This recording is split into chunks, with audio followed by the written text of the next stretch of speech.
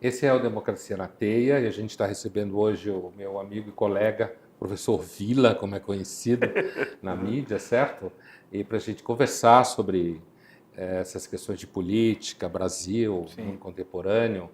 E te agradeço por eu você que ter vindo aqui agradeço o conversar com a convite. gente. Vila, Isso. é assim, eu lembro um dia, estava escutando, já ouvi várias vezes você na Jovem Pan, e você estava lá conversando com os colegas de bancada, Sim, e você estava defendendo que a polarização é importante e boa para a democracia. sim, E você tem construído um percurso profissional na sim, mídia sim. de alguém que é combativo, certo? Que está ali defendendo suas ideias. Ok. Fala para nós um pouco sobre isso, por favor. Olha, eu acho que essa questão da polarização, do debate político é fundamental. E tem um debate político muitas vezes tenso, acirrado, mas com ideias, com conteúdo. Aí é que é o problema. O nosso debate político é muito pobre, é de uma pobreza franciscana, para ser muito original na Essa é a metáfora. expressão que você gosta, né? Pobreza então, franciscana. então, é um negócio assim muito ruim. Eu acho que isso tem a ver, claro, com o período da queda do PT, especialmente a partir de 2015, em que a coisa ficou mais acirrada, quando começa o segundo governo Dilma e no momento que começam as manifestações, em março daquele ano, 15 de março, se não me engano.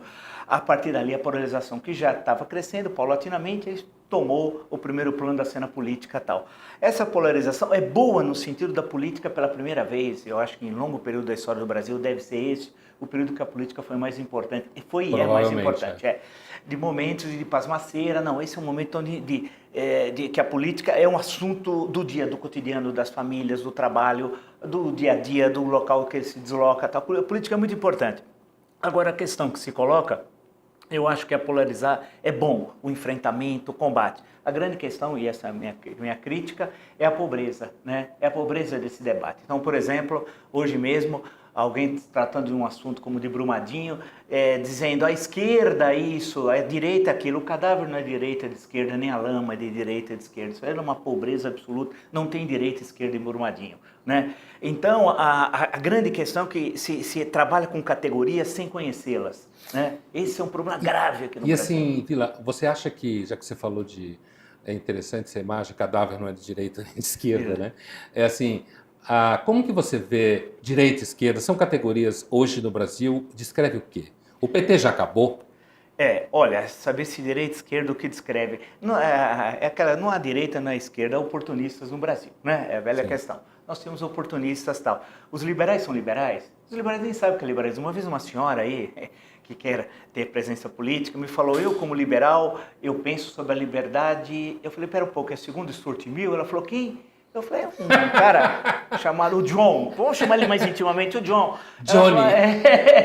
Aí ela não tinha a mínima ideia do que ela está falando, é uma picareta, né? Assim como Aham. tem muitos picaretas, tem gente que participa de institutos liberais, sociedades liberais, sabe o que é liberalismo? Assim como tem os marxistas de opereta, aqui tudo é carnaval, inclusive no campo da ideologia. Então, liberal não é liberal, marxista não é marxista, social-democrata não é social-democrata, PSDB é social-democrata, nunca foi, nem no nascimento, nem o é hoje e tal. Perguntar para o Aécio Neves o que é social-democracia, não tem a mínima ideia. Ele sabe o que é o social, o assalto ao erário, ele é um dos maiores assaltantes da história do Brasil. Aham. Então, a questão que se coloca é a pobreza. Então, há uma pobreza ideológica muito grande. Então, nessa concepção direita, centro-esquerda, no sentido clássico, ou pensando lá do século XVIII, não se aplica ao Brasil. Tal, né? Aqui, aquela velha história do Sérgio Buarque de Holanda, que o Hélio Gaspo lembrou até no último domingo, não há conservadores, são atrasados. Uma coisa é ser conservador, outra coisa é ser atrasado. Então, a elite brasileira no século XIX, que não queria abolir o tráfico, não é que ela era conservadora, ela era atrasada. A Thatcher é conservadora, não é atrasada. Então, agora, assim se aplica também aos liberais. Então, nós temos uma pobreza, volto à questão da pobreza, né, na própria conceituação e atuação pública desses atores políticos. A questão do PT, o PT não, eu gostaria que o PT tivesse acabado, mas o PT não acabou. Claro que ele não tem a presença política que teve, especialmente na transição dos séculos XX para o XXI, tal, especialmente no segundo governo Lula, que foi o auge, né, do PT, não tem mais aquela presença. Perdeu liderança, só tem o Lula, não tem mais nenhuma. Tanto que a presidente é uma senhora incapaz, Gleisi Hoffmann, as lideranças históricas ou morreram, ou saíram, ou deixaram de militar. Então a tendência é o PT ir para o segundo plano da cena política. Mesmo assim, na última eleição fez 56 Foi. parlamentares. né, que agora diminuiu porque houve um problema na Bahia, ficou com 55, junto com o PSL que recebeu mais 3, são os dois partidos com as maiores bancadas. Sendo assim, o PT ainda vai ficar presente, mas cada vez mais enfraquecido. Você acha?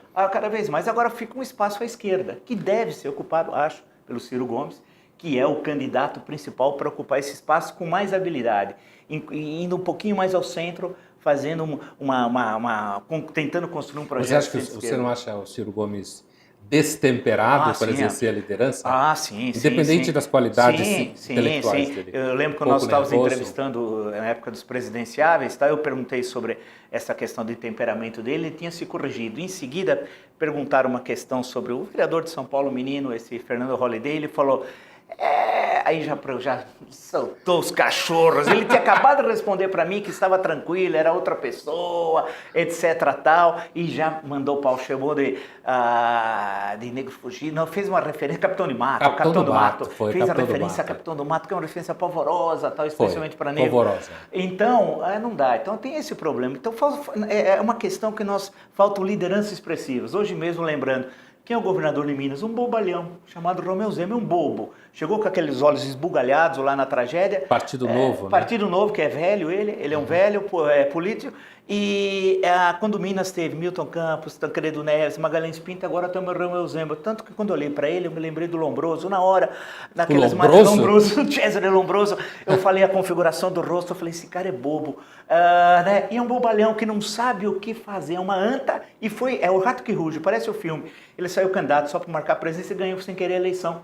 Então é esse o nível. Então não tem, no PT não tem liderança, a esquerda não tem. E como você vê assim, se você tivesse que dizer assim, quais são então figuras que estão por aí talvez, que você acha que pode oferecer algum tipo de esperança? Porque você descreveu uma pobreza na política e descreveu uma pobreza no plano, digamos, das categorias intelectuais. Perfeito. Né? A universidade é o melhor exemplo, é o deserto ali. Sim, a gente conhece como é a universidade. É um né? horror. Então assim, o que você vê? Você vê algumas figuras que podem ser, ou algumas tendências que podem ser interessantes? Olha, não, infelizmente. Nós estamos no deserto. Estamos no deserto. Eu imaginei, e errei, imaginei que os movimentos pelo impeachment, eram vários, pudesse construir lideranças novas e que tivesse uma nova forma de atuação na política brasileira. Deu tudo errado.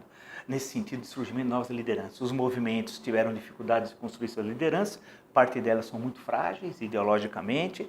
Eu leio as entrevistas e fico rindo. É que tem coisa, eu fico rindo sozinho. Acho que eu sempre gostei muito de humor, sabe? E eu li uma delas há 2 domingos atrás no Estadão, uma senhora líder nos movimentos do impeachment. Ela não conseguiu, na entrevista inteira, a favor do impeachment? A favor. O jornalista é muito bom, esse Luiz Macluf Carvalho, eu li vários livros dele, inclusive ele faz um perfil dessa moça, fez de outros domingos, mas essa senhora liderou um desses movimentos do impeachment. E ela não conseguiu apresentar uma ideia.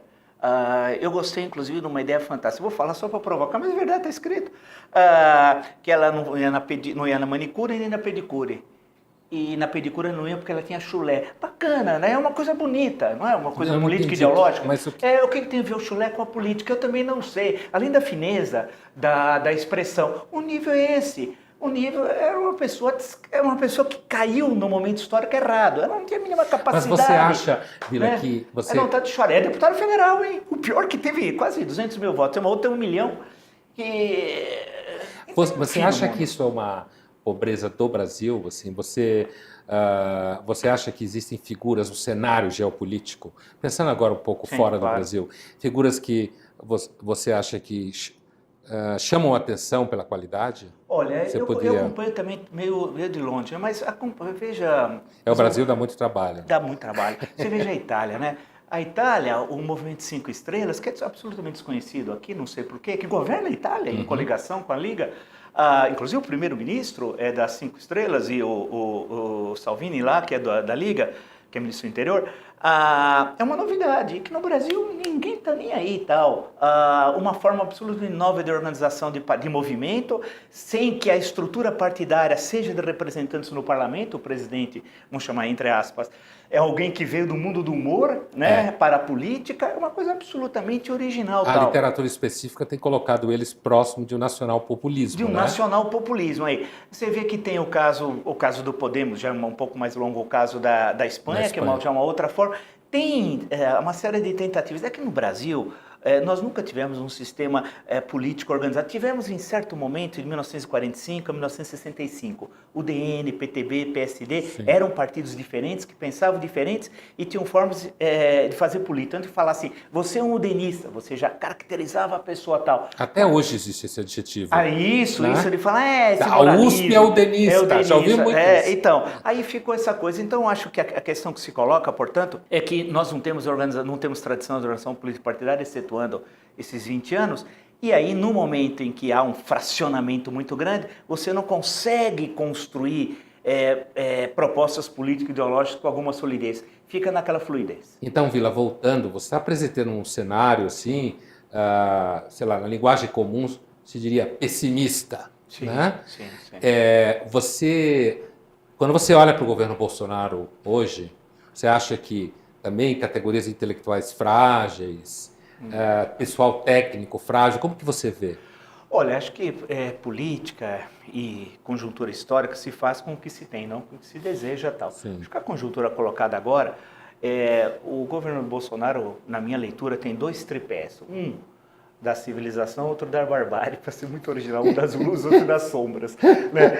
O da civilização, você tem o tripé, uma das pernas do tripé econômico, que é muito relevante, de Paulo Guedes, e veja que até agora, pouco mais de um mês, cerca de um mês de gestão, não teve um escorregão da equipe econômica, um bate-boca, uma briga. Olha que é uma equipe ampla, porque fundiu 3 ministérios, tal, além dos bancos e empresas estatais, tudo está funcionando tal. Azeitado. Azeitado. Né? Então, esse é a primeira perna boa. A perna da Justiça e Segurança Pública, com o ministro Sérgio Moro, também está funcionando muito bem, preparando um conjunto de medidas legais que vão ser apresentadas ao Congresso, que logo vai reabrir e tal, e está tendo uma atuação muito boa.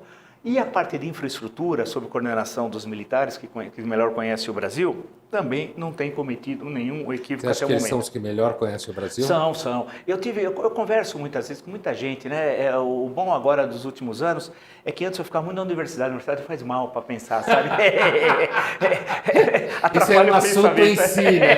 Atrapalha o pensamento. Então, depois que eu saí da universidade, então eu converso com muita gente. E o que chama atenção na alta oficialidade, por exemplo, do Exército, é a excelente formação dos quadros. É verdade. Não é mais aquela coisa, para chegar a general, é uma pirâmide, é um negócio assim, uma base ampla, e vai chegar lá um outro que consegue chegar, experiência internacional. Que é uma imagem bem deturpada que se tem, né? Sim. Tem daquelas velhas ditaduras latino-americanas, no general ladrão, bobão. Como é que você resolve o problema? Dá um tiro com 2 milhões de pesos, né? Aquelas velhas piadas. Não, o Exército Brasileiro é muito formado, tem quadros excelentes, e estão demonstrando na prática agora em relação à questão da infraestrutura. Então, esse é o tripé positivo. O tripé negativo, de um lado é formado pelo PSL, o Partido Social Liberal, que não é partido, é um amontoado de gente e tal, a maior parte dele é absolutamente incapaz, sem desconhecimento da função parlamentar, né? Todos foram viajar para a China, acharam uma maravilha. Tem um que nunca tinha visto um quarto de hotel, então eles ficaram fascinados. Então agora eles estão maravilhados, tal, né? É o PSL, é um amontoado de gente incapaz e que vai ter agora 115 milhões de reais do fundo partidário para dividir entre eles. Você acha que o PSL atrapalha o governo? Atrapalha. Esse atrapalha e como, e vai atrapalhar agora na política. Mas é fundamental, porque eles têm Não, são 55 deputados federais, mas eles têm enorme dificuldade não tem nem líder. O rapaz que vai liderar é o primeiro mandato dele, né? Então, esse é o primeiro problema, precisa dar coesão política e ideológica ao partido, que não tem, que é uma bagunça generalizada. Basta ver durante a campanha a briga política e ideológica, um candidato chamando a candidata de biscate, lindo, né? Bacana, pelo WhatsApp, só biscate, e a outra responde, coisa linda, fineza total, tal. Então esse é o primeiro problema dessa perna. A segunda, os filhos do Bolsonaro. Aqueles filhos são terríveis. A clã, os 3. Eles pensam que é monarquia, eles não sabem que a República foi proclamada há algum tempo, desde 15 de novembro de 1889. Aqueles 3 são terríveis. O Carlos, ele é um eficaz, trabalhou muito bem na campanha eleitoral, na parte de redes sociais. O cara sabe tudo, tá? De parabéns, fez tudo muito bem, etc. tal. Mas uma coisa a velha questão do Maquiavel, uma coisa é chegar ao poder, outra coisa é governar. Você não governa com quem te leva ao poder, né? Então, não dá. Não tem condições, tá? O Carlos é problemático. O Eduardo Bolsonaro quer ser ministro das Relações Exteriores, é deputado por São Paulo. Eu já falei, se eu apresentar um mapa de São Paulo, pedir para ele identificar as 10 maiores cidades, ele não sabe, né? Mas ele quer ser ministro das Relações Exteriores. Se eu pegar um planisfério e pedir para ele mostrar os continentes, ele não sabe. onde é a Europa, é aqui, papai. Não, garoto, porque é garoto, né? Não, é aqui, é o Gugu Dadá. De uma incapacidade absoluta, Eduardo Bolsonaro e tal. Olha que ponto nós chegamos. E o Flávio, bem, o Flávio tem o Fabrício Queiroz, né? E o Escritório do Crime, o Rio das Pedras, né? Toda aquela turma sangrando muito boa, o governo. Sangrando o governo. Né? Então você tem esses aí que atrapalham. E, finalmente, tem os cruzadistas, que estão no final do século XI, preparando para libertar a Terra Santa. Liderado pelo Eduardo Araújo. Eduardo Araújo, não, desculpa. O Ernesto Araújo, ministro das Relações Exteriores do Itamaraty e tal. Ele é inacreditável. Eu já, quando olhei para ele, pelo aquele olhar, é de fanático. Falei, ele está no século XI, quer libertar a Terra Santa, está preparando a primeira cruzada. Não tem condições. Aquela turma, eles é de um atraso, tanto que ele queria colocar em um mês bases norte-americanas no Brasil. Ele, em um mês, o que ele aprontou, queria transferir a Embaixada do Brasil para Jerusalém. Ele não parou, uma coisa incessante, né? Falou um monte de bobagem. Ultimamente mandaram ele calar a boca, tanto que nos últimos dias ele está caladinho e tal, mas esse pessoal atrapalha, assim como o ministro da Educação, que por sinal é um colombiano, não é nem brasileiro. Né? O que você acha? Vamos pegar um pouco essa turma das sombras aí, essa última perna. Você acha que eles podem causar que dano ao governo? Olha, no momento qual é a grande questão do primeiro semestre?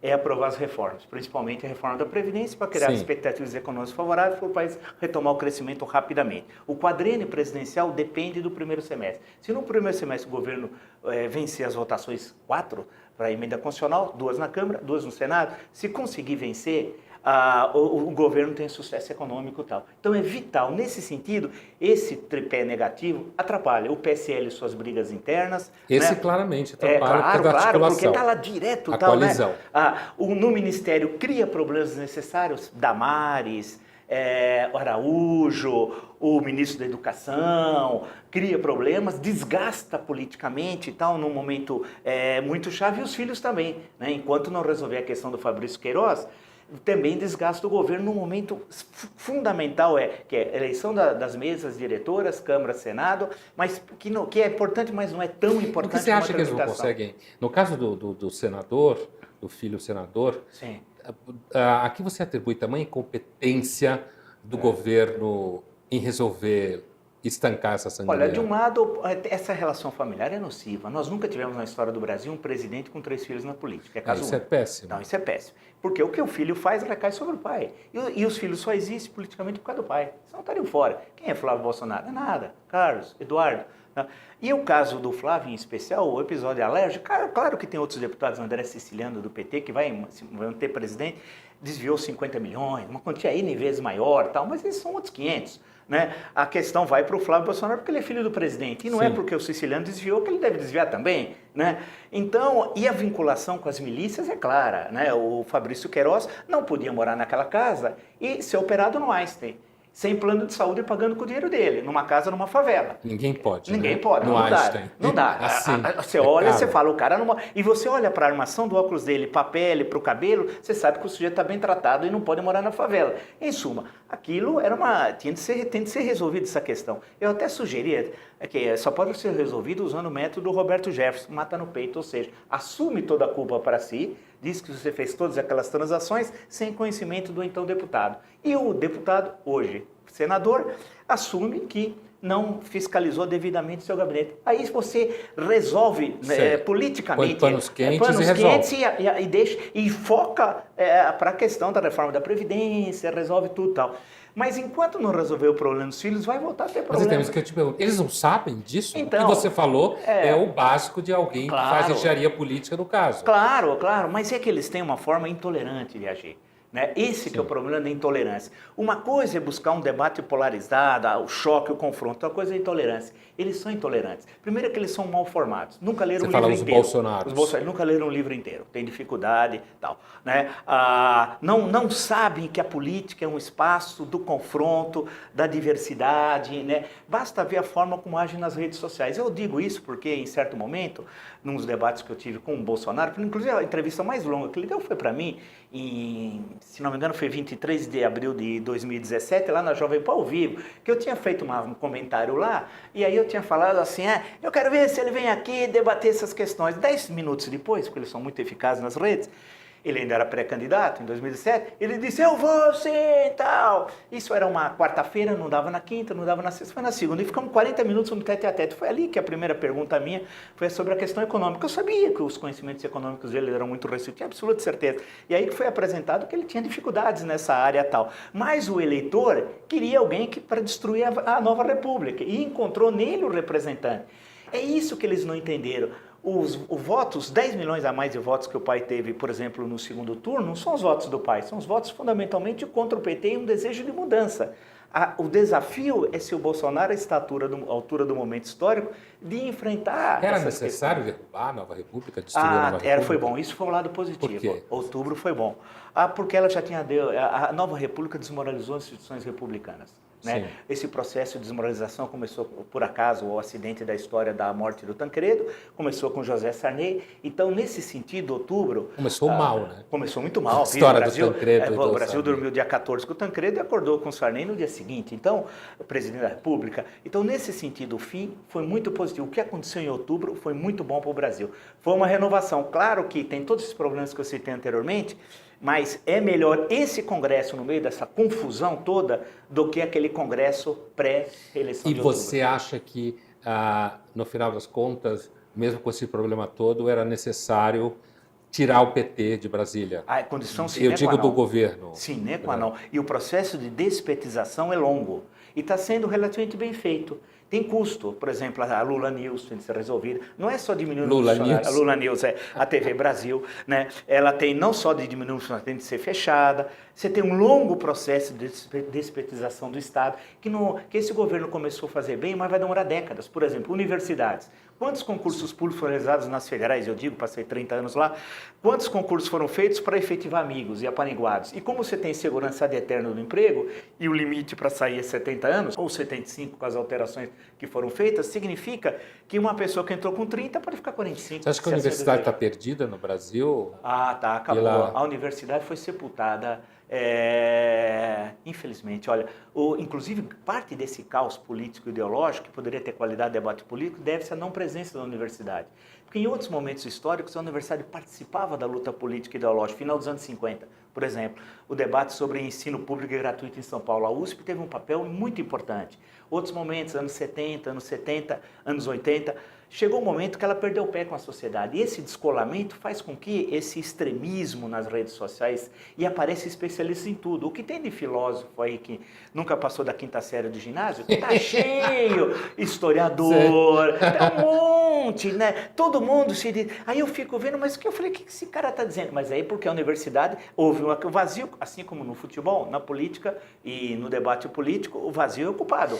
Mas esse esvaziamento da universidade é pré-PT?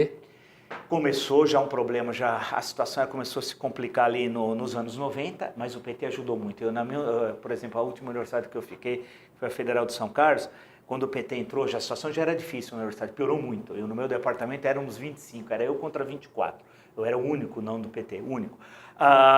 Por exemplo, tinha cursos absurdos criados, Pedagogia da Terra. Aí eu fui perguntar o que era Pedagogia da Terra, porque eu não sabia. Eu falei, o que é? Não entendi, me explicaram, eu falei, desculpa, mas eu não consegui compreender. Estava além das suas capacidades cognitivas. Muito complexo e tal. E vez por outra eu entro nos sites das federais, eu entrei em vários, depois os reitores ficam me xingando. O ano passado eu estava me distraindo. Eu entrava aleatoriamente, pegava um curso, ia na ementa, queria saber tal. Por exemplo, eu encontrei lá no Pará, pretagogia, disciplina pretagogia. Eu imaginei que, de antropologia, disciplina pretagogia, eu imaginei que era o estudo da pretagil. Tem direito, né?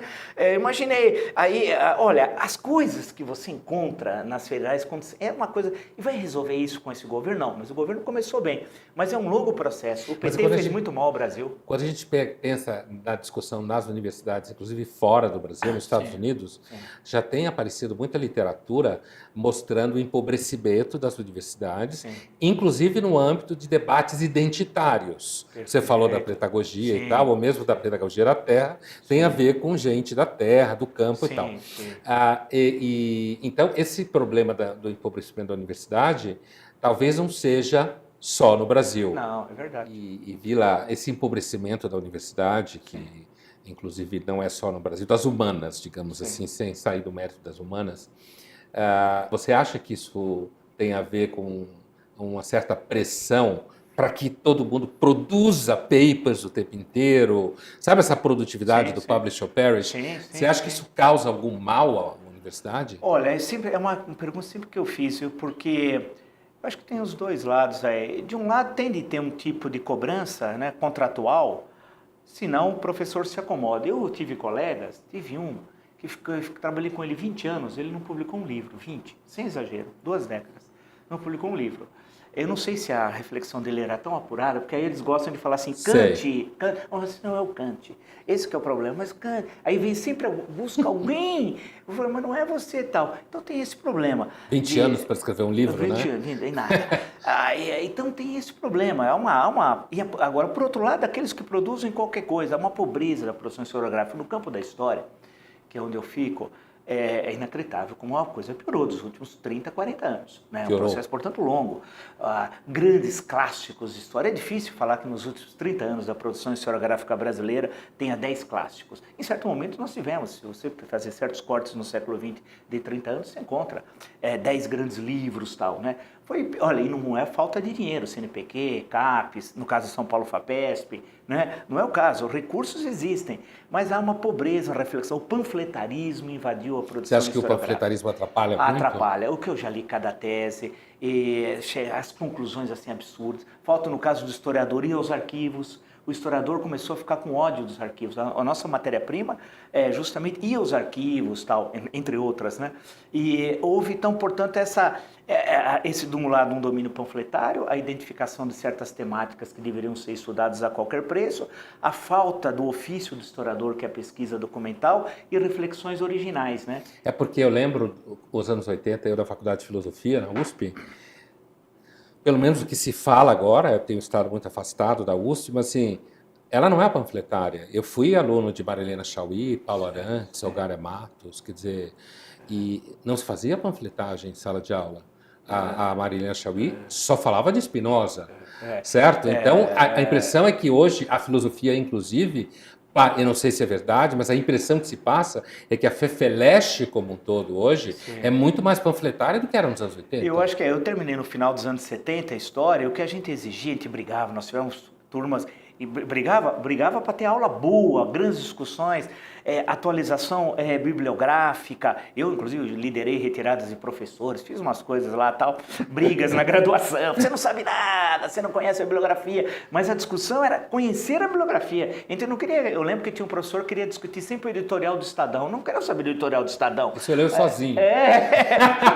Você é professor de história contemporânea. Nós queremos saber a bibliografia de história contemporânea e tal. Então, o pessoal levava muito a sério. E tive poucos, mas excelentes, poucos numericamente, mas excelentes professores, e não tinha essa coisa de panfletarismo em sala de aula, tinha discussão histórica e tal. E o que os alunos exigiam, mesmo sendo alunos politizados, era discussão historiográfica, era balanço historiográfico. E a universidade foi perdendo isso tal, foi virando uma coisa panfletária, a produção foi piorando de qualidade, a presença do Brasil também no cenário internacional foi caindo muito. Hoje o Brasil pouco conta em tudo, nas artes plásticas, na arquitetura, no cinema. Até no autobumilismo caiu, tudo, né? Tudo. Na literatura, quem é o grande escritor brasileiro, por exemplo, que tenha menos que 50 anos? Uma vez eu comecei a fazer um levantamento e ler rapidamente autores jovens entre aspas, entre 40 e 50 anos, tentar achar grande autor.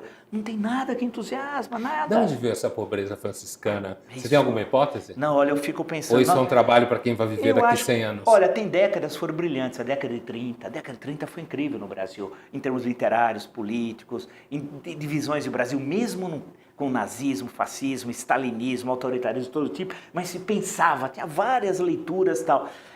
Imagina alguém escrever Vidas Secas, hoje nem escreve, né? Imagina uma jovem escreveu 15, uma jovem agora escreve um Twitter, quando muito, né? Ela tem dificuldade de preencher, não sei se são 240 caracteres, e a Raquel de Queiroz com 18 anos escreveu 15. Então, a coisa toda é que o país empobreceu, a televisão piorou pra caramba. Pega a televisão da década de 70 do Brasil, década de 70, e veja o que é a televisão agora, né? Quando ainda a televisão era muito teatro, né? A televisão é muito panfletária também, né? Também. Eu digo as novelas, especificamente. Você sabe que antigamente, eu desde as primeiras novelas, por causa da minha avó, ela gostou, a primeira versão, Direito de Nascer, Albertinho Limonta, a vovó Dolores, ela chorava. Eu lembro das avós falando disso. Eu assistia, mas faz Albertinho muito tempo. Limonta e a Isabel Cristina. Isabel Né? Cristina, isso. É. Aí, mas eu acompanho muito essa questão, eu sempre gostei também muito de acompanhar a televisão, ultimamente não, mas mais de uma década que eu estou meio por fora dessas questões de novela, mas nós tínhamos uma produção muito boa, porque os textos eram bons, era o texto de teatro, Sim. Jorge Andrade, Lauro César Muniz, o Dias Gomes, que adaptava peças de teatro para novela, Sim. o Roque Santeiro, na verdade, é o berço do herói. E então tinha coisas assim, momentos em que a televisão parecia cinema, né? Tomadas bonitas. Foi assim que a Globo construiu a teledramaturgia. O tal de padrão Globo de qualidade e tal. Eu lembro que uma novela chamada Espelho Mágico termina com o Lima Duarte dialogando com a câmera e tal. Lembrava Mephisto, a mesma coisa. Pô, quem sou eu? Sou apenas um ator. Então, pô, fazer aquilo na década, meados dos anos 80, então, agora virou uma coisa de... Eu imaginei que a chegada da TV a cabo, antes agora de formas mais modernas, mas a chegada da TV a cabo, fosse dar um grande salto cultural, não aconteceu nada disso. Então, assim, você tem alguma hipótese Não sobre tenho. esse empobrecimento? Eu acho que o Brasil... pode ser que a pobreza política do Brasil tenha influenciado a pobreza cultural. Pobreza né? política. Ou seja, o país perdeu o rumo, o Brasil poderia ter sido um grande país, né? Não é e não será. Mas nada indica que, inclusive, em meio século será tal. Mas acho que teve algum momento... Quando eu escrevi sobre a ditadura, um livro meu chamado A Ditadura Brasileira, a Democracia Golpeada à Esquerda e à Direita, eu fiquei estudando, primeiro um livro sobre o governo Jango. Tentei pegar essa conjuntura mais rica, que até meados dos anos 60, quando o Brasil era importante mundialmente, né? Todo mundo vinha no Brasil, nas artes plásticas, na cultura em geral, na política. E o Brasil perdeu o pé ali em 64. Né? O Brasil poderia ter encontrado uma saída democrática que tinha com o Santiago Dantas naquela conjuntura e infelizmente acabou. O Brasil, eu fico sempre imaginando, viraria uma espécie de Austrália na América do Sul. Ele tinha naquele momento essas condições.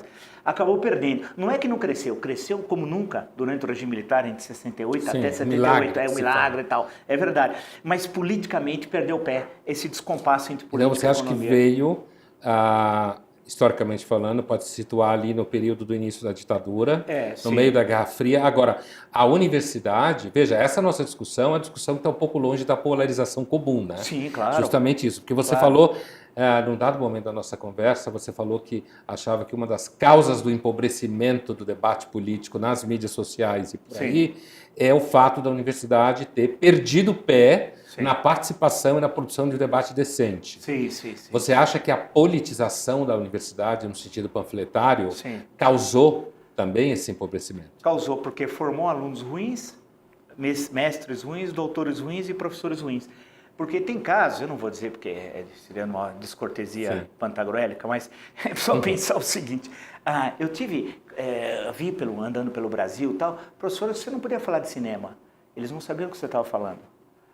Você falava... Você fala recentemente? Recentemente, assim? você ia conversar assim, lembrar daqueles diretores, que na minha geração, quando tinha ciclo de cinema de certos diretores, tinha no primeiro Belas Artes, não esse, no antigo, lá atrás, na década de 70, tinha fila para assistir filmes, os ciclos do Godard, por exemplo. Godard tinha assistido todo. Quem não soubesse Godard não ia arrumar namorada. Não pegava ninguém. Nada, ia ficar, tá fora, cara. Não ia jantar nenhum. Não, você precisa, tem de saber, senão você tava fora. Um dia eu fui... Bergman. Eu vi até outro dia cenas de um casamento, estava vendo um trecho, eu falei, era fundamental. Então, aí teve há uns 4 anos atrás, nesse novo Belas Artes, agora um ciclo Godard e tal, Truffaut, era Tiro no Pianista, eu não tinha assistido, eu só tinha lido o livro, e eu não tinha assistido o filme. Aí eu fui, tinha 4 pessoas, 4. Aí eu falei, meu Deus, naqueles tempos teria fila e tal. Então, eu acho que é isso, eu acho que os professores, você conversa, alguns professores davam desânimo. Muitas vezes, esse problema começou no ensino médio. Eu dava curso para professores de ensino médio, porque eu sempre gostei dessa questão do ensino de história, e tinha perguntas que eu achava que era gozação, porque eram tão absurdas. Eu achei que o cara está brincando e tal. Aí o problema invadiu colegas que não liam, não estudavam.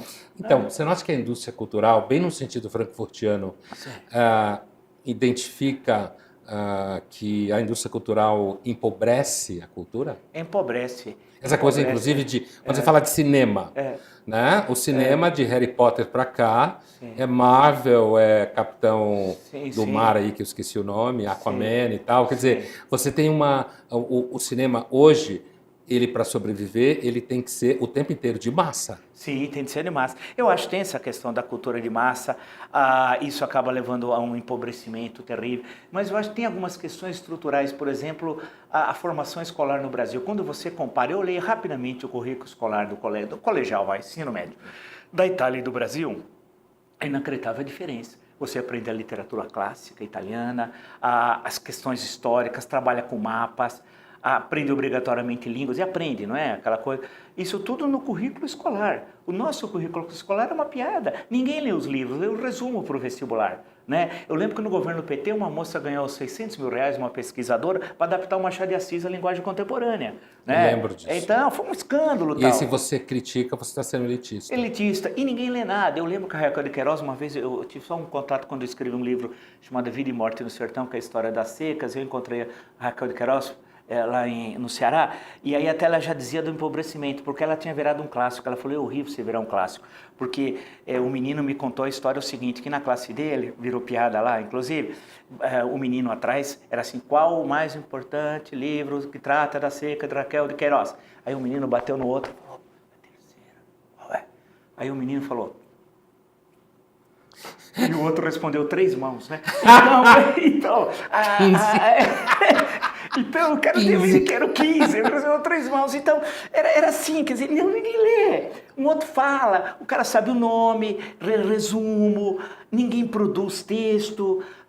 Os textos jornalistas, tem aqui, eu levanto muito cedo, todo dia 5, para chegar na Jovem Pan cedo, eu dou uma diagonal nos jornais. Jornais Folha, Estado e o Globo, todo dia. Tem textos que eu leio e não entendo. Eu falo, então é uma pobreza estrutural. Estrutural, quer dizer, atingiu a escola, foi passando para os graduandos, aí foi chegando lá em cima, depois atingiu mestres, doutores e professores. A ignorância tomou geral. o Brasil. Obrigado, Vilar. Valeu. Muito obrigado. Você vê que a conversa tem a sua própria vida, né? Claro. Tem um projeto inicial, mas ela vai... Claro, vai seguindo. Indo embora.